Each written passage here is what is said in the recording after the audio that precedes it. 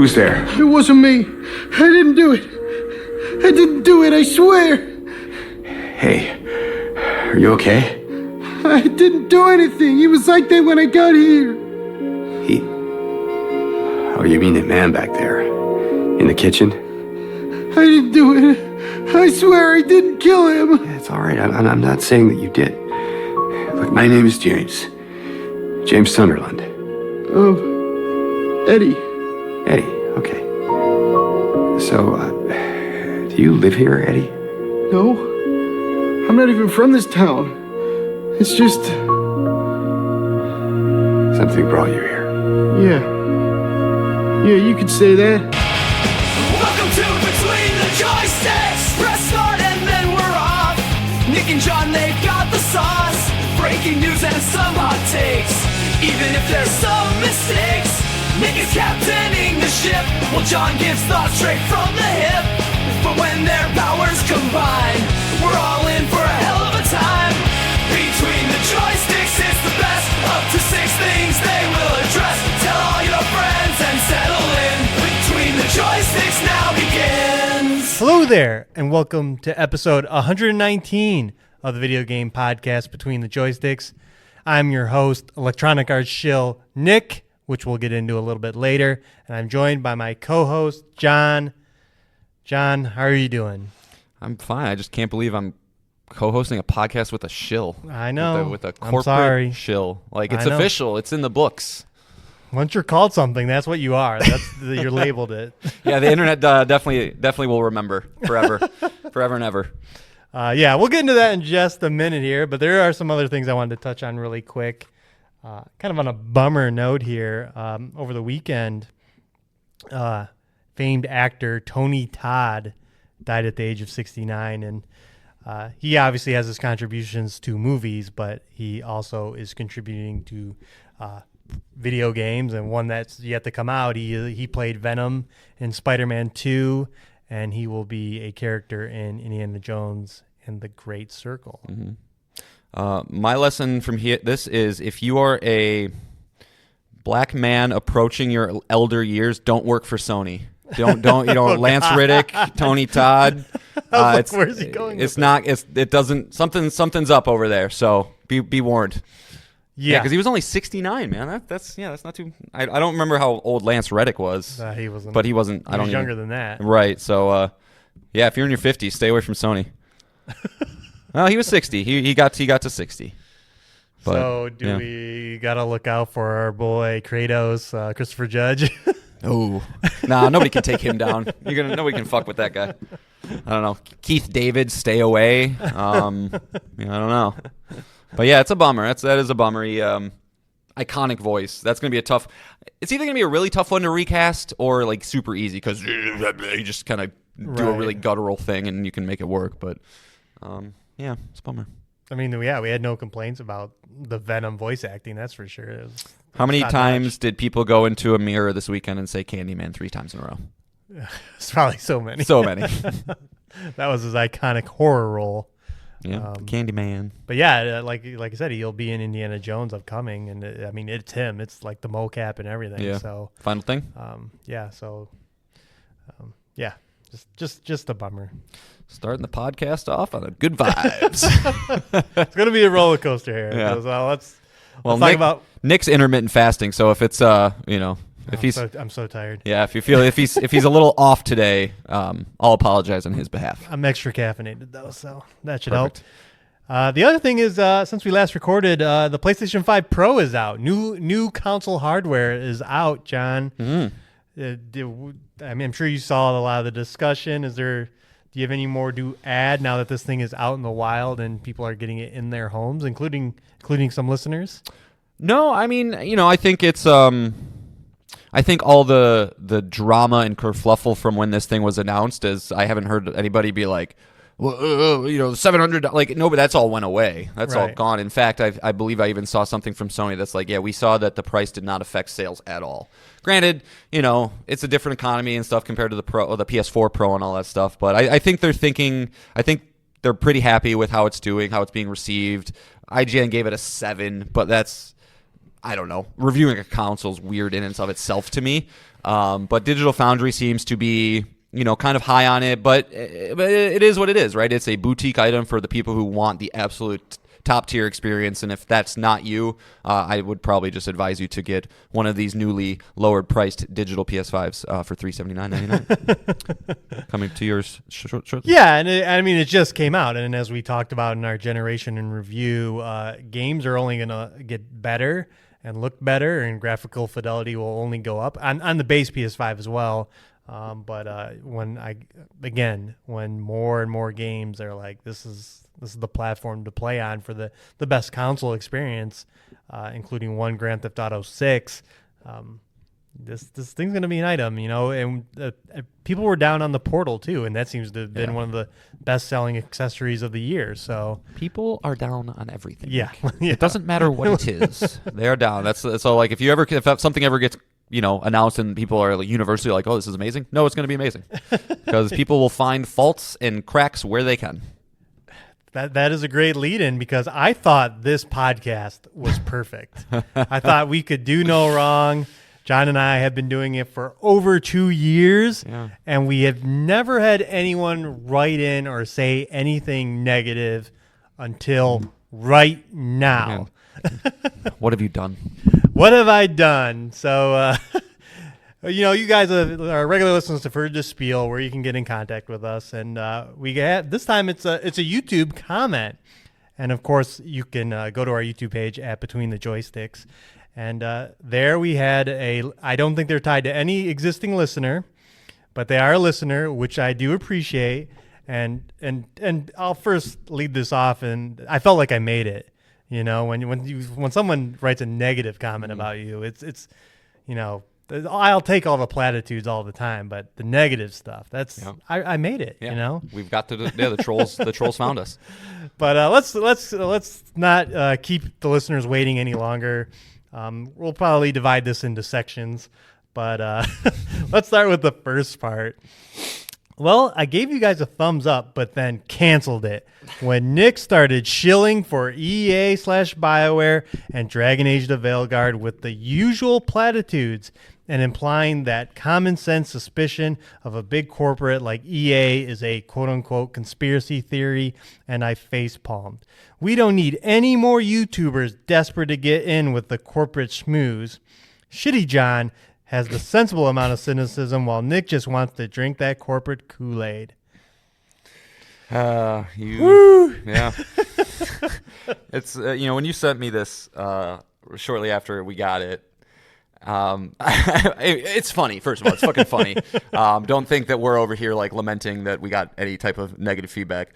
I really hope they're listening. First of all, I really hope this person is listening and would follow up with us. But. And I did follow up with this person. I responded to this comment, but they have yet to respond to my comment, and I wasn't mean or negative at all. I just kind of further explained my point. But well, it's funny because when we wrapped up that conversation, about that whole thing, right? I almost walked away from it thinking that I didn't relay my side of it very well, right? Where you asked me, I don't think we need to get into the specifics of the drama of last week, but the NDA of EA and all that stuff, and you're like, do you believe this? And I kind of was like, yeah, I can believe it. I believe that EA/big companies could easily coerce and guide people into saying certain things, but in no way, shape, or form did I think this specific NDA was a legit document. And I think that's what Nick was saying, that this document is ridiculous, and anybody who says otherwise is kind of a moron.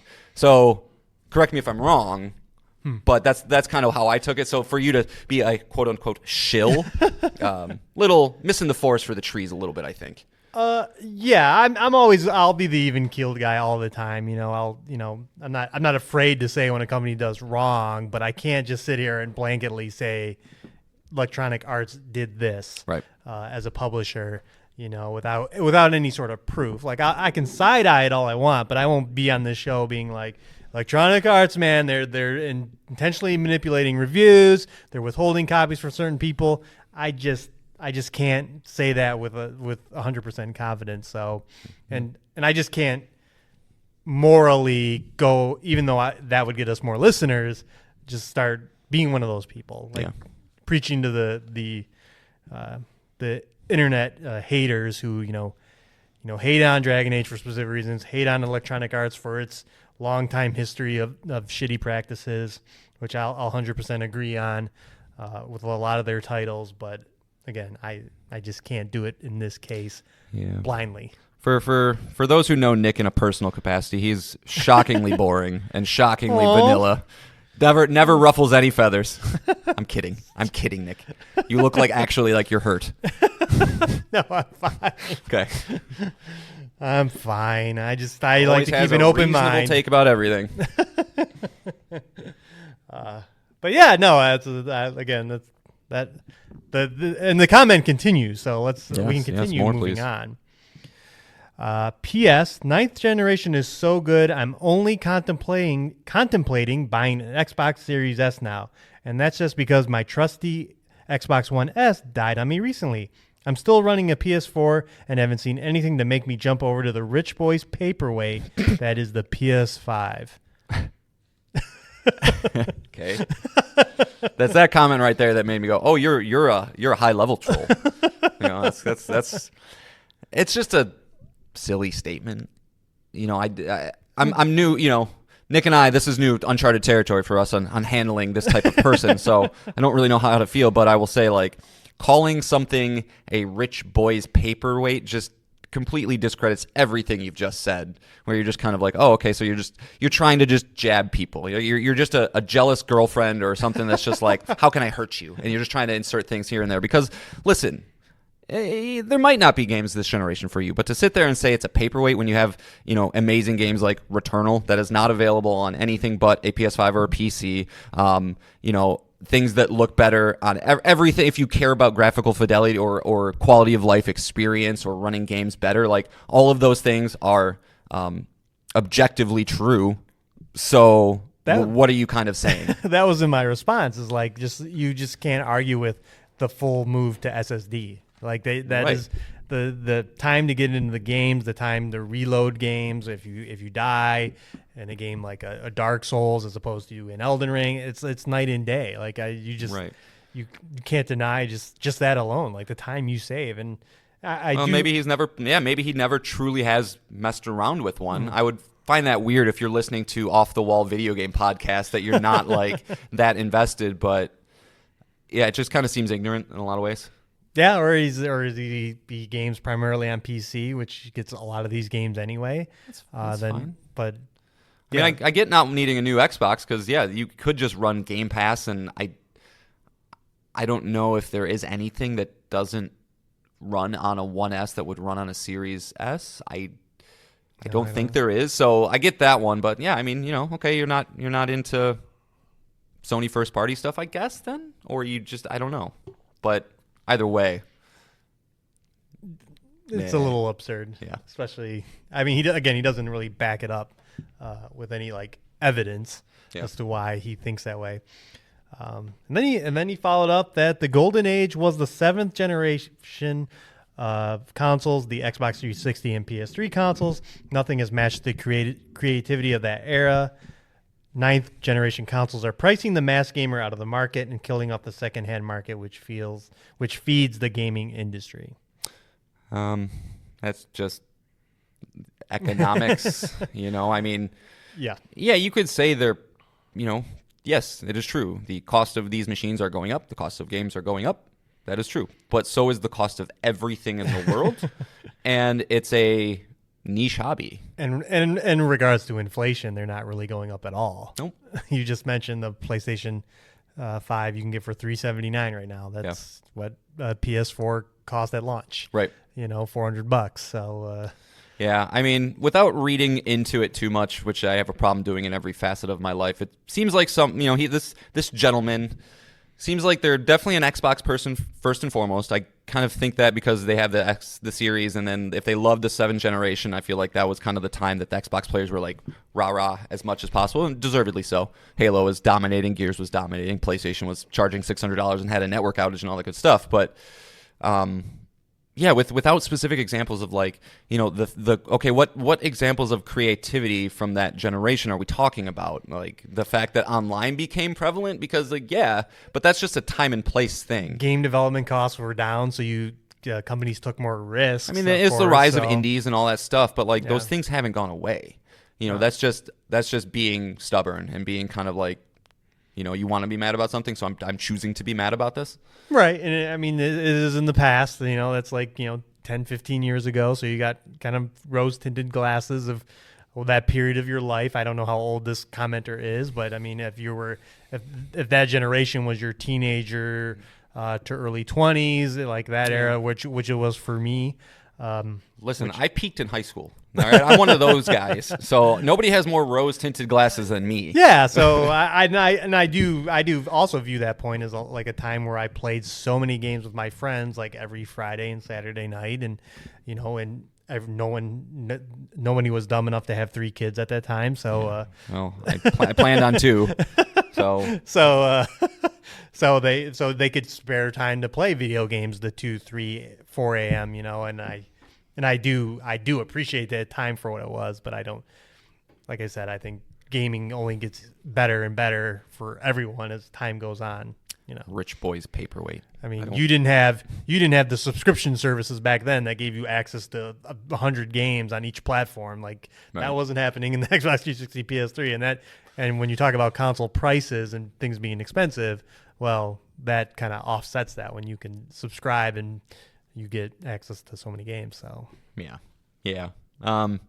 Please write back in. Please comment again. I mean, I don't know if you'd want to, if you're listening, just be like, oh, you guys are just being mean now.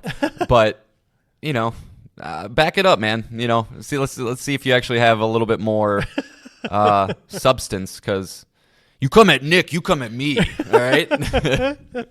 But it's all good. I like funny regardless. Please disagree with us. That I'm 100% for that. And also, you're kind of cool because you said I had a good opinion, so it's fine.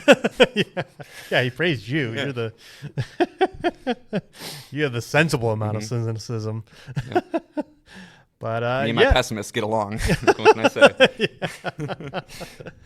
But we can leave it there if we can. You want to get into the show? This will be a lighter show. John and I have been podcasting pretty hard as far as podcast times. We think this one might be down in time, but probably not. No, never works out that way. No, it doesn't. And especially leading into the Game Awards and PlayStation Plus wrap up and the Game of the Year stuff, we think that a smaller podcast might be nice. Sure. But we'll see. But let us know otherwise. If you want us to talk, if you guys want us to go for 3 hours, it's probably not going to happen. But, let us know. We're doubling it 12 things mandatory. Hey, man, if they want to be like, look, 3-hour podcast, but we'll give you guys $5 a month. Be like, all right, I'm in. I'm cheap. It's all good. But if that's what the people want, we'll give the people what they want. All right. So let's get into how the show works. John and I both can bring up to 3 things to talk about for a total of 6 things. It can be a video game we're playing. It can be a news item, a topic. It can also be a comment from you, the listener, on YouTube, just like the comment we just read.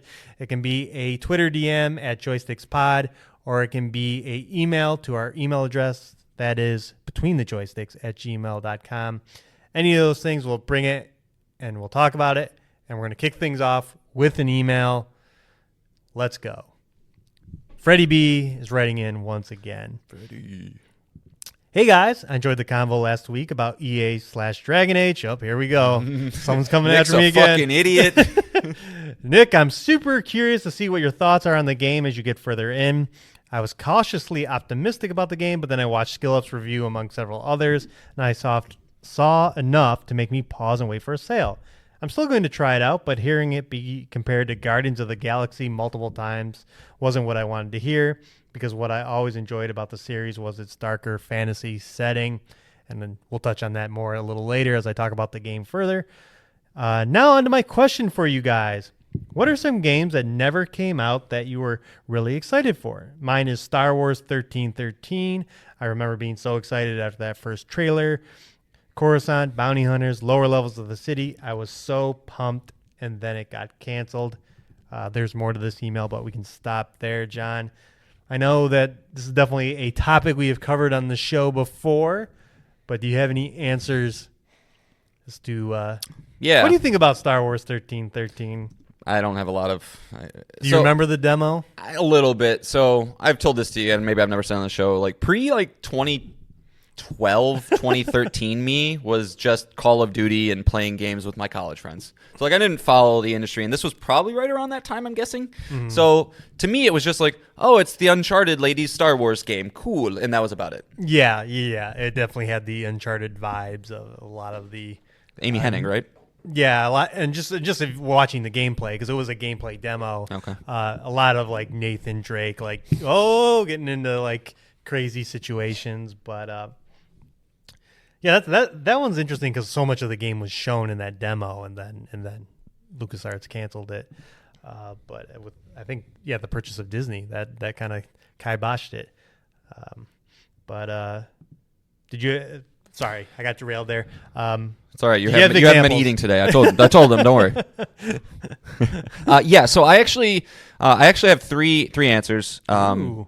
So the first one I've talked about before, but Silent Hills, the supposed full game from the famous PT demo from Hideo Kojima, was supposed to be a collaboration between Kojima and Guillermo del Toro, who I don't know if I'd say he's one of my favorite movie directors, but he can create settings and characters unlike anybody else. Like Pan's Labyrinth is his most famous by far.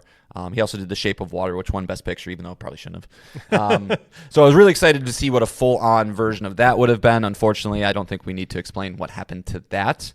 My second answer is a very, very recent one, but I think I can put it in here, is I was genuinely excited to play The Last of Us Factions. I thought that could have... that is one. Yeah, that could have been a Sony high-level multiplayer game that I get invested in. I play Rocket League, but that is it. So it would have been kind of nice and cool to see what...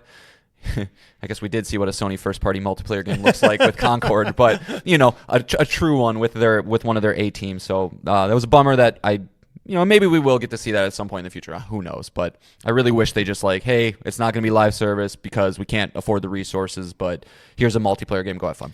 It's almost like a guarantee that The Last of Us Part 3 is going to happen, and not just because of the success of the show and all that, but because this happened, so much work was put into that, that a product eventually, like we talked about with Titan, the Blizzard MMO becoming Overwatch, that I can see that, all the work they put into this will go into some kind of single-player Last of Us Part 3. Yeah, I mean, I do. I could even see him just treating it the same way they treated factions from Last of Us 1. Be like, okay, we're going to put this into Last of Us 3, and you can go play it if you want, and it is what it is. And then the last one, and this is definitely not, I was not as excited for it, but I still thought it was a cool premise, was, do you remember the game Wild that was announced from Sony Interactive as a publisher, but Michel Ancel was attached to it?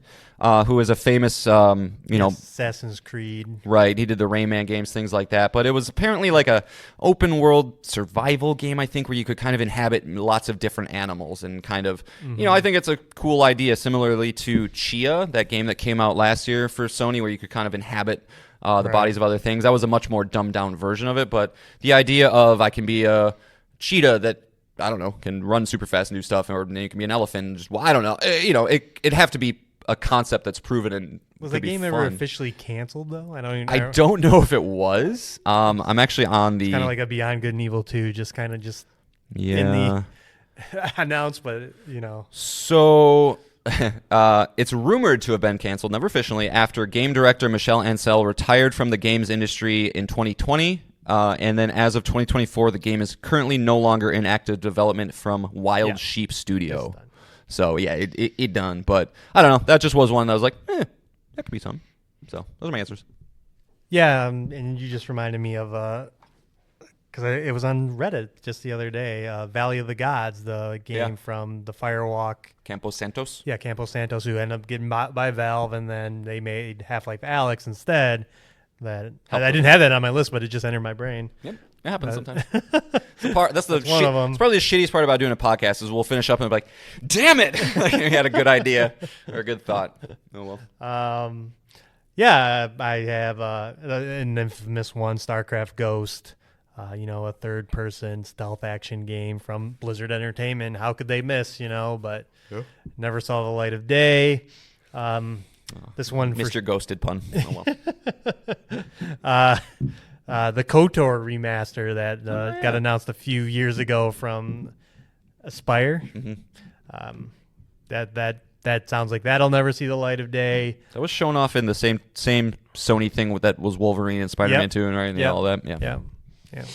The last good Sony showcase. That was a long time ago. You have Agent from Rockstar, just because it's Rockstar games and anything they do is just amazing.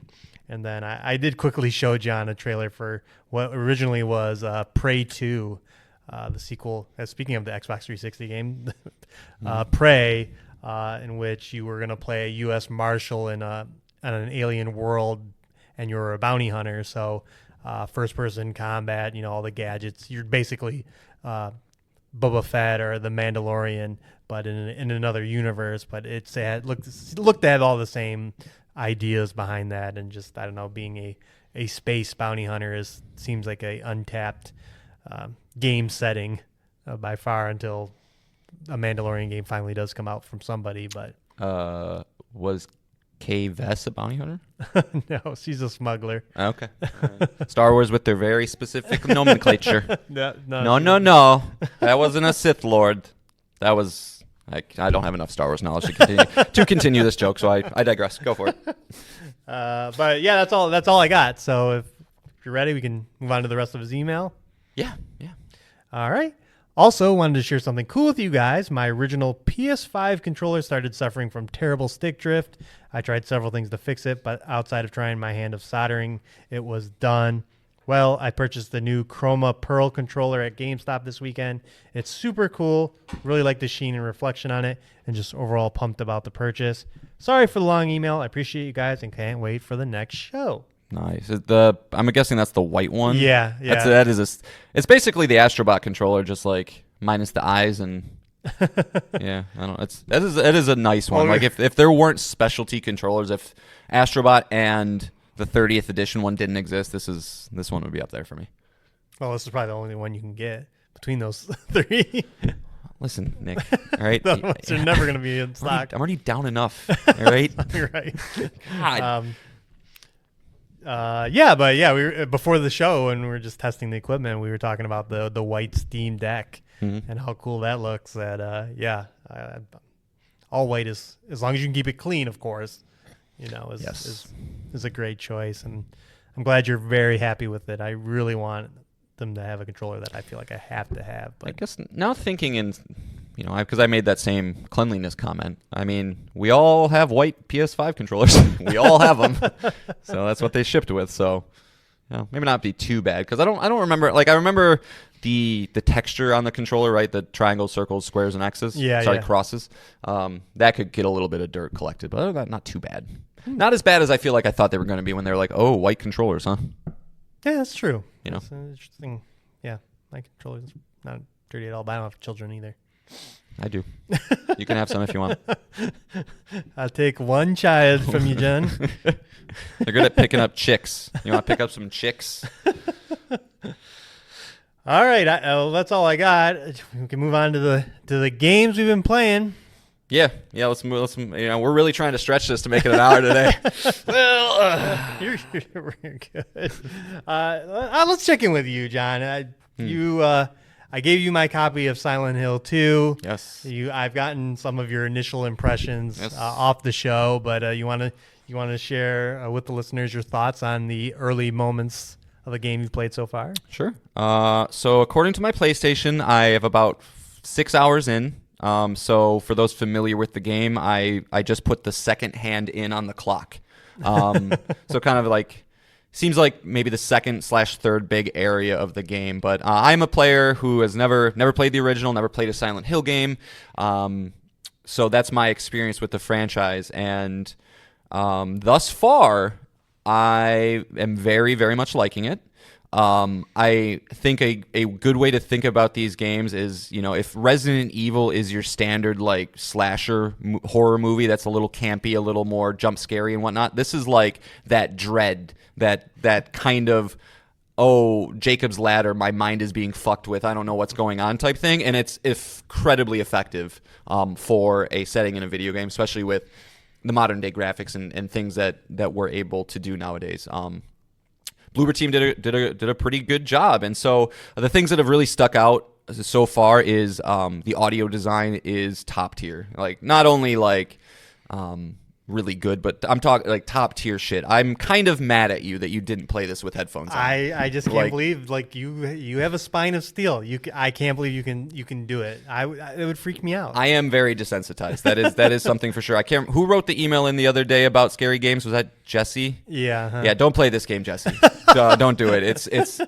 It's in with the headphones on. And Nick mentioned this when he talked about it. It is just relentless with the noises. It's not even like there's music playing. It's just like, hey, what noises can we put together to make you unnerved and just uncomfortable? And they do that to a T. Whether it's, I'm walking through this really, really dark. This game is dark, very dark. I'm so glad you're hitting all the talking points that I had. So walking through this creepy apartment with my flashlight, hearing all these noises, these dumb mannequins that are, they can hide. Like you see one slink away, and you're like, where did you go? And then they know the spots to be. But just again the ambiance, right? Like the first time you see the famed character Pyramid Head, and like he's behind this jail looking fence, but like there's like this red glowing light above him, and you get closer and your controller starts to shake more, and then it kind of picks up and you're like, oh, I'm gonna walk away from you now. Just a really, really good job with that. I will say the game, I don't think the game's perfect. I think listeners of the show will kind of know me at this point that like it is pretty clunky and janky, and hitting people with a wooden board a bunch doesn't really get all that much better, but I'm able to forgive it a lot more than other games because the environment is so good. Because I do know, I talk about it a lot, intent. What is the intent of this game? The intent of this game is not to pull off headshots and get combos and do that stuff. The intent of this game is to feel hopeless and trying to just get out of this scenario, find the woman that you love, and just get away from this because this is not good. He's not good. And So I mean, I really like the flow of it. That was something I was kind of worried about because this game is so heavy on fog and kind of feeling lost that like I don't want to. And I know historically these games were more on the puzzle side, and like you have to kind of know what to do, and so I was worried that I would get lost and backtrack and all that stuff. But I feel like the game is, I don't know if Bloober Team tweaked it or if it's just really well designed. It's leading me in the right directions. I'm finding notes and things that typically I do get to a point in a game where it's like I start a game like I'm gonna read everything, and then by note 20 I'm like I don't care anymore. But each of these does have like a, hey, we had a firefight in this one apartment that you can get a key to, and then you go in there and there's a gun. It's like, sick. Okay, cool, I got the gun I need. And so they're doing a very good job of kind of like telling you the things you need to see and hear to know where to go next.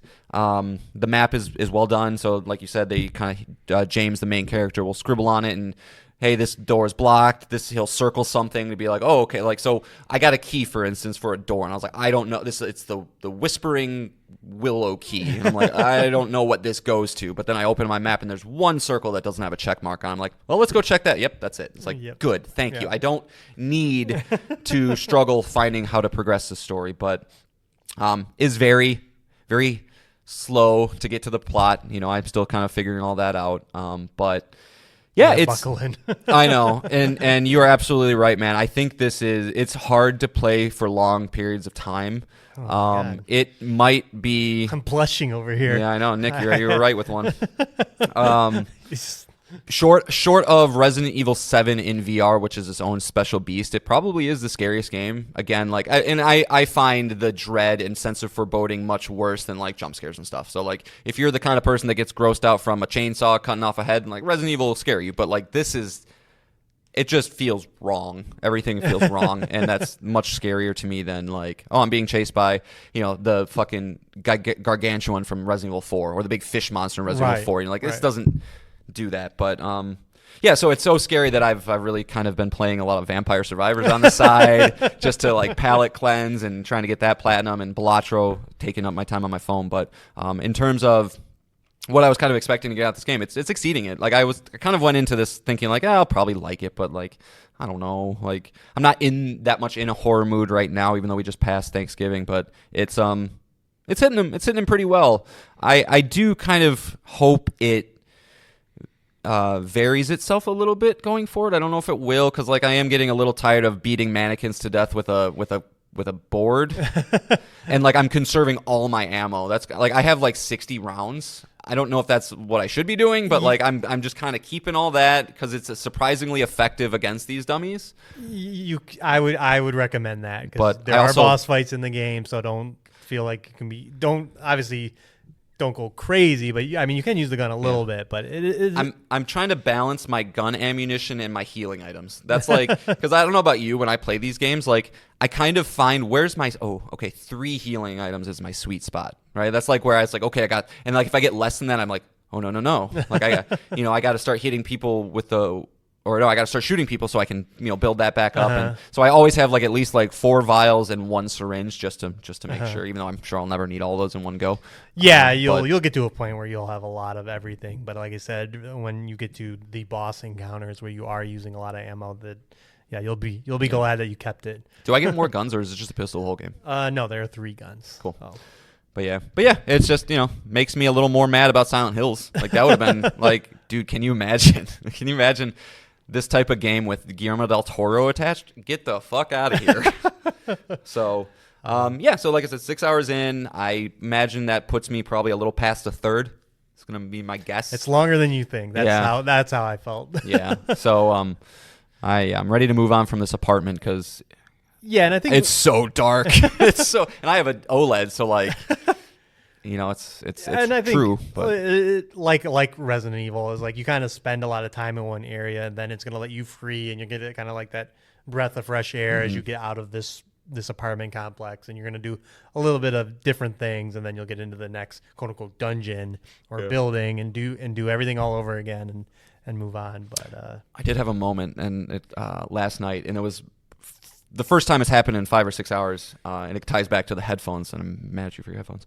But like, so yeah, all the sounds and all that stuff. But I walked into this room in this building I've been in for 2 hours now, and those sometimes headphone experiences where they do the audio so well that it literally feels like a guy's like talking like right behind you. Yeah. They did that, and I was like, what the fuck? Like, See, yeah, I can't do that. But it was so well done because it was just, and I don't even know what they said, and I haven't said it since. I was like, what was that? Like, it legit made me think like I just had a schizophrenic, my brain just tweaked moment. So really, really encourage, like, if you can handle spooky stuff, handle scary stuff, play it with headphones. Even if you can't, it's pretty good. Pretty good so far. I'm so happy for you. Yeah. I'm glad that like everything I was saying leading up to this, you're repeating back to me, and it seems like what I had thought is that you're gonna love this game more than other horror games that you've played. Because my horror movie taste. Yeah, pretty well, yeah. This is gonna hit that sweet spot for you. So for those who don't know them, Ari Aster and Robert Eggers, look them up. Watch their shit. They don't do anything good. Shut up. Why is he releasing a movie on Christmas Day then? To cheer everybody up. Santa Claus has had too many years bringing people down. We need Nosferatu to show up. Yeah. What was that? Isn't there that Krampus? Isn't that like a horror Christmas thing? Yeah, but I think it's more it's the horror that you're not. It's more Resident Evil. Yeah, Resident Evil Hill. horror. Yeah, exactly. Sure. Also, Resident Evil's great. I don't want anybody to think that I don't like Resident Evil. All right. Yeah, I'm excited for you to keep checking in on that game. But anything to add about Vampire Survivors other than? No, it's still very good. I mean, like I said, I'm just trying to get the platinum. I'm 4 trophies away. I have 43 out of 47. I don't care about the extras. You are on a platinum tear lately. Well, what can I say? You can only keep you can keep a man down for so long. You won't let me catch him. Yeah, no, that is. Nick knows me pretty well. That was a little bit of it. But no, so I got 43 of the 47 trophies. Unfortunately, this seems to be one of those games that is deceptive with its trophy list, where it's like do this, do that, do this, do that. You're knocking them off pretty quickly. And then it's like complete collection 101 or 1.0. And you're like, okay. And I got like 9 left, but it's like every single one of those is like, okay, I have to beat this specific level with this specific thing activated, which unlocks this other level, then beat that other. And it's like, dude, now I'm looking at, I don't know. Probably another 20, Returnal. Yeah, probably another 20, 25 half an hour runs. Yep, and so it's just like, but it is the perfect game for that, luckily, where it's like, it is a game. It doesn't matter. I could just be in the mood, do a run. And there are I was reading at work today about little things that will make it easier. And there are ways to do it. But that game is, for $5, it probably is the best value in gaming ever. Right. If you're, and so much content. it is. That's another thing. It's deceptive. Like, I thought this game, I played it on my phone a bunch. I played it on Switch. Like, I've played a lot of this, but I am now just getting to a point with it where it's like, oh, there's like 8 levels I didn't even know you could unlock, and there's all sorts of weapons I didn't know about. Like, so it is annoyingly big because like the Castlevania shit just came out. I was like, I'd like to check that out, but I am not about trying to find another 120 weapon combinations in that game. Like, I can't. If the question was Desert Island video games, maybe. You're right. It might be there. Yeah, there you go. But no. So I'll get that platinum, and then hopefully then I can wipe my hands. Okay. Go from then. All right. And that's it? That's all you've been playing? And Balatro, I don't need to talk about that. Okay. Yep. All right. So we can move on then? We can talk about Dragon Age? Yep. Do it up. All right. Well, hang on. All right. All right. Yeah. Oh, that check from EA cleared. All right. Got triples now? Yeah, I have triples of Dragon Age the Veilguard. Does that mean you have to keep talking nice about it, or you can finally say your true feelings? Yeah. I mean, I'm further along, so I definitely have expanded thoughts. I was 8 hours in before I'm at 25 now. No. So I'm getting through it, and I did have this epiphany playing it last night.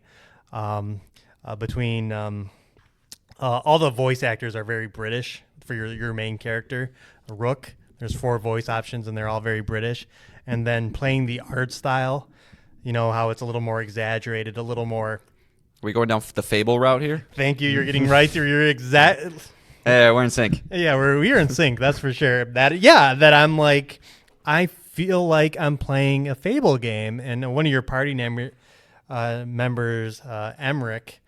He's a necromancer, and he has like this skeleton butler named Manfred that follows him around everywhere and is around your main base, the lighthouse. So I was like, that is the vibe that I get from this game, is very, very much Fable. Okay.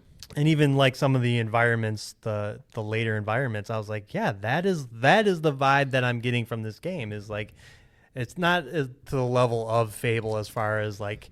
In Fable, you could buy any house and make it yours and customize it and all that, but that level of the humor and the writing combined with the art style and the voice acting, I was like, that is the vibe that I'm getting. I mean, that's a really from what I know about you, you love Fable. So I do love Fable. Okay. I like all 3 of them. So from that point, I'm enjoying the game, and then to circle back to Freddie B's email. I mean, that'll probably, if you're listening to this and you're a fan of the previous games, probably turn you off, because then, it's not as dark fantasy, especially as that original game was, and the second one, it's just not the same.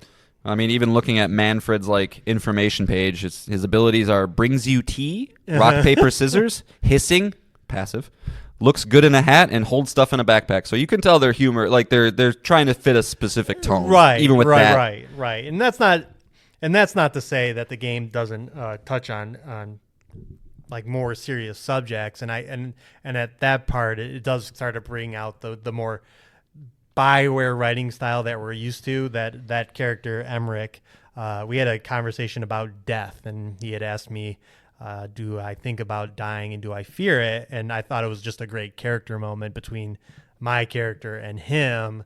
And again, he's a necromancer. He's dealing with death all the time, and he has an interesting perspective on it. It was kind of a beautiful moment that I had in Mass Effect with Garrus or Liara, or any of those companions in that game. That being said, I do feel like that game had more and more of those. The writing was a little more solid than this one, but it's there. That vibe that you got playing those games and having those relationships with your party members, that is in this game for sure. And it also made me start thinking about like the weaknesses of Final Fantasy 16 was the lack of a party, and how what makes games like this and Metaphor ReFantasio and Like a Dragon Infinite Wealth and Final Fantasy 7 Rebirth is just like when the party dynamic, especially when they start interacting not just with you but with each other, that these types of games are really special for that. I think that's why we really enjoy them, because what's better than a road trip with your buddies and just the incidental dialogue that happens, and maybe you a crazy.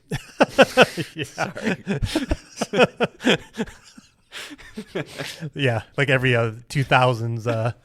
Early 2000s movie. Yep. Sex drive, road trip, Euro trip. That's what makes these games really special, and I don't want to take away from this game because it is doing the same thing. I do think that as the game has progressed and I finally got the Veilguard, quote unquote, assembled, and my party's, no matter what two companions I was like, did Robert Downey Jr. show up? Or no, I guess it'd be Captain America. I'm sorry. Assemble. But no matter what two companions I have with, they're bickering with each other. Their reactions to what I'm doing, that is a strong part of this game. That being said, I think the decisions I've had to make so far there's very little that drive any kind of big impact. Outside of I had to make one giant decision out of nowhere, basically to save two towns. And the other town got drastically transformed. Got dragoned? Yeah, I got dragoned. And that's exactly what happened. Of course it is. And this is very early on in the game. This was right after where I was talking about. And then also the party member from that town hates me now. He's being a little asshole. Outside of that, the incidental choices I say choices, just kind of are more with dealing with how you respond, and you really don't have do you remember the Mass Effect famous you punching the reporter? No. There was like a reporter got you coming out of a club or out of like a mission area or whatever, and you if you did the renegade option, he would punch her in the face, which is just a funny moment in video games. I'm definitely looking this up right now.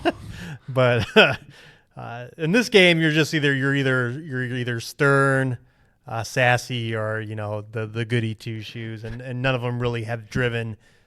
I almost have a thought in my head that no matter what I pick there, the person reacts the same. Right. That's just a vibe. I don't know that for sure. I don't know if I'll do another playthrough of this game, but I did want to make note that where I felt in Dragon Age previous titles that a lot of those decisions were happening in rapid succession. And like I said, this game, I'm playing a completionist, and it looks like that's around like 60 to 70 hours, so I'm probably halfway at this point. So, but my main question is, when you decided which town was going to get fucked, did you have another party member that was from the other town? I did. Yeah. Okay, I just didn't know if you hated that guy. I didn't know what the blowback would be, if any at all. Okay. So I didn't know, but I assumed that that situation just reverses for the other person. Also, Shepard punching a reporter is really funny, and his eyes are just like, look at an original character model of Shepard. That's why it's hard to go back in video games. Dead eyes. Even Dragon Age Inquisition is the same way. I've had enough of your snide insinuations. Bam! And his crew and Liara doesn't give a fuck. He's like, oh shit. No. But the game has also, like Mass Effect, the loyalty missions are coming through, and I'm assuming that will play a factor later if I do them or not do them. I don't know if party members die later, but I have an assumption, because these feel like loyalty missions, that if these people don't like me, that there's a potentially they could die later on. But again, I don't know that. From what I've heard, the big moments of decision truly come in towards the end. Like that's a knock on it. And also, like Mass Effect, you are dealing with a lot of different factions in the world, and they have a little meter that's like building. God, I hate that stuff. And I have a feeling that also will contribute to the ending of the game. Is how much I've helped these other factions toward getting prepared for the quote unquote final battle. But again, that's just all I'm gathering just from the missions and the menus, of course. But everything else continues to work really well. The combat is great. I'm unlocking unique gear with crazy properties, like one that does does no damage but stacks bleeding really fast. Or I had a bow and arrow that shot just one arrow, but it did a lot of damage and took forever to reload, as opposed to your normal arrow is like I have 12 in the quiver. Right. But yeah, running into a lot of that stuff. I have a helmet that when I kill guys, it spawns a spooky skull that goes towards enemies and creates damage. So when a bunch of little shit though, I love this. I love this shit. Right. I hate a lot of what you've said, and I like a lot of what you said. So when you're attacked by mobs, it's just I'm generating all these skulls coming out, and it's that stuff's cool. I really enjoy it, and definitely the weakest regions are all the starter ones, and the strongest regions. There's the Necropolis halls and the Hossberg wetlands are the strongest. They're very, if you want a darker Dragon Age experience, those environments are more closer to what you're expecting. A lot more terrible things are happening in those places. That it's been fun. I'm still loving it. I want to play more of it. Good. More and more. I'm not sick of it despite 25 hours. Does it have a chance? Well, I guess it probably doesn't have a chance of being Game of the Year with Astrobot, but No, yeah, I don't. okay. Never mind. I mean, unless it had one of the just strongest. Don't say things you'll regret. Strongest Don't say narrative things you'll regret. conclusions that which could be. I mean, BioWare games are definitely capable of doing that, but we'll see there. But yeah, others, like I said, outside of like if what you thought of the previous Dragon Age games will probably influence more of whether you want to. And again, as to Freddie B's point, Black Friday, this game will probably at the very least be $20 off. Well, big news though is OpenCritic's user score. It's only a 30, Nick. All right, so it can't be that good. Well, we know why that The is. review bomber, there's no bounds. That yeah. Again, I'm gonna continue to truck through it, and I'll let you guys know. I mean, I'm sure I'll have to romance somebody at some point here too, because that's as to your point of sex. The road trip always ends on sex in a BioWare game as well. So Okay, well, can you romance the Horned Lady? Or all the characters are romanceable. All That right. was before the game, no matter who you are. No matter, I don't even remember if the previous games had gender-specific romances, but in this, I believe they said they're all romanceable. Yeah. So sick. yeah, it's like a good year for RPGs on top of just Japanese video games. Just the amount of like quality RPGs is just what a year. Yeah, Metaphor will win it though. Unfortunately. Yes, yeah. There's the best RPG category. Metaphor will win it. So All right. yeah, That's it, man. yeah, that's it. Where are we at? What's our timer? We're just under an hour. We're at 52 minutes. End it now. Let's get into some teases, John. Is there anything outside of your current slate? Silent Hill 2, Final Fantasy Rebirth. Gladiator 2 supposed to be good. What's that? Gladiator 2 supposed to be the good. movie? Yeah, the movie. I know, that was weird. No, Okay. I don't think so. I mean, Yeah, I mean it's the end of the year. What is? No, I've been fighting this dumb, backlog urge to go try and do things that I've just ignored, like Red Dead 2 and stuff. But I know that's such a silly statement to even begin. Rebirth. I'll go back to Rebirth. Of course I will. Okay. Why would I All not? right. Sorry. Oh, you'll find a way to fit an indie game in, I'm sure. It's true. Yeah. Rise of the Golden Idol or something. Yeah. Is that coming to consoles? Did the other one come to consoles? No, I don't think so. And also, that is so not my kind of game. It's just the first thing. Oh, that popped in okay. my head. No, I don't know. Something. Something will show up though. It's always the indies you never expect. Like I didn't have my eye on Neva at all. I was Right. like, it's gonna be another thing. Right. That's whatever. But Yeah, and that's kind of I'm already like, not that I'm like ready to move on from Dragon Age, but I'm thinking like, well, how do I want to wrap up this year? It's like I don't think I want to jump into Metaphor. I mean, but I would honestly, you love should to- probably give Balatro a good shake. Yeah, I need to play it more, but Probably what you do. I don't know. But yeah, probably just checking out more smaller titles, more indie games. I'm trying to pull up the best of the year list right now and see if there's trying to any. avoid the PlayStation 5 Pro purchase or Avoid, he television says. purchase. He needs the TV first. well. Let's see. Oh, wow. They gave the Vampire Survivors Ode to Castlevania 92. What else can you play, Nick? UFO 50. Can't do anything with that. No. Animal, you the one beat. game we both are looking at, was it Slay the Princess? Oh, yeah. That's up there. Could be interested in hearing your thoughts on that. See if it's better than Norco or, another very narrative thing that got really high marks that we had to check out. Yeah. But other than that, Jeff Keighley's got to drop the Game Award nominees any day now. So if that happens by next week, we'll definitely have to talk about that. See if we were right about our predictions, and then make some predictions on a few of the categories. There's so many categories, but we'll highlight the big ones and see if because I think we were like almost near perfect last year. So We know our shit. yeah, Pretty good at it. And then it'll be kind of just eyeing. I'm wildly curious about Indiana Jones. Yeah, I know that game. It's 91. What? Yeah, exactly. What? But I don't think they'll be reviewed by next week. But No, and the before it's previews December seem release. to be kind of hit and miss from people, so we'll see. I'm expecting an 81. That's what I'm expecting. Yeah. The score, I feel like that's in some ways the worst score, or like a 79 is like the worst score. It's just Unfortunately, in regards to talking about Xbox, it's they got to get above. They got to get higher than that. They got to get those Game of the this Year is Machine candidates, Games, so. man. I mean, Machine. They're not. But what did Wolfenstein 2 get?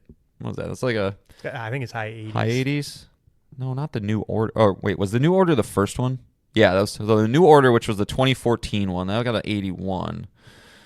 And the new Colossus got an 87. So yeah, this is a team that should be able to pull off some stuff, but two wildly different games: stealth Right. or right. fucking killing Nazis. So Right. I guess you're killing Nazis in both. Yeah, you are.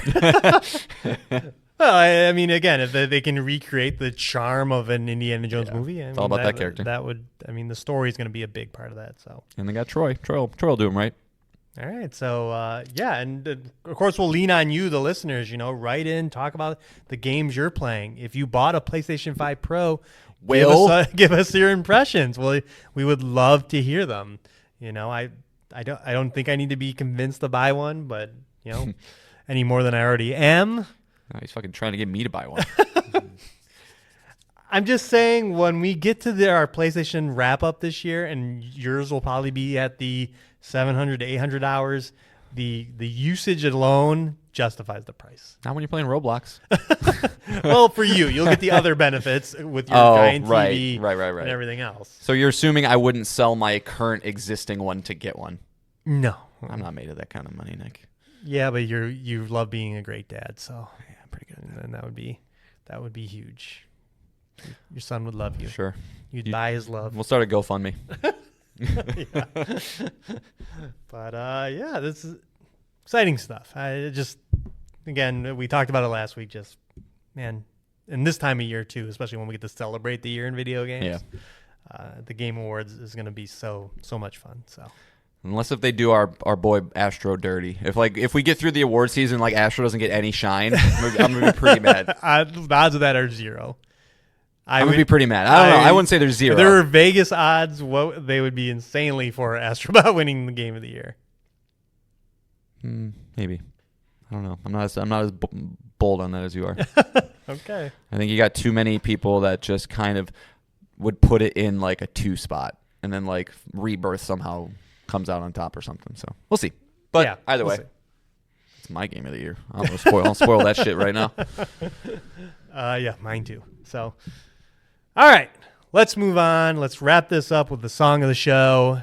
We're gonna pick a Dragon Age song because they got famed composer Hans Zimmer to work on the soundtrack for this game.